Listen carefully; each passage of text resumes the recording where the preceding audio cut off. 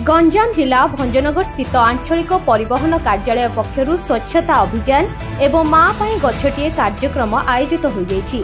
आंचलिक परिवहन अधिकारी शुभेन्दु रंजन राय तत्वावधान में आयोजित कार्यक्रम विभाग अन्य अधिकारी एवं कर्मचारी द्वारा चारा रोपण एवं सफाई कार्यक्रम आयोजित होइतिला।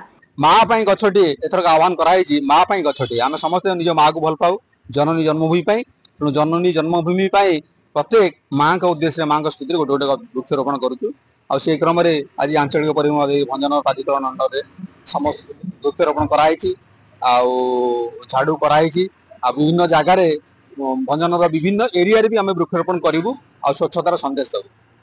आम मान सहित सामिल होती केएसयूबी कॉलेज अध्यापक छात्र छात्री मैंने सहायता नहीं आरटीओ ऑफिस को आसवा साधारण वर्ग लोक जो मैंने विभिन्न सेवा आरटीओ ऑफिस आसती से सहायता भी नहीं।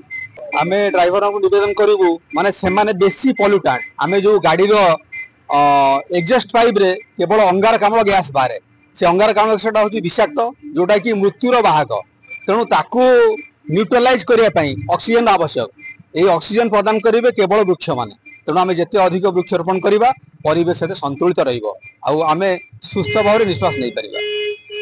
यह कार्यक्रम जरिया स्वच्छता नहीं सामाजिक वार्ता दि जाइथिबा बेले कार्यालय को आसुथिबा ड्राइवर माने गोटिए लेखाए चारा रोपण करने को परिवहन विभाग अधिकारी श्री राय परामर्श देथिले। ब्यूरो रिपोर्ट प्रयास न्यूज।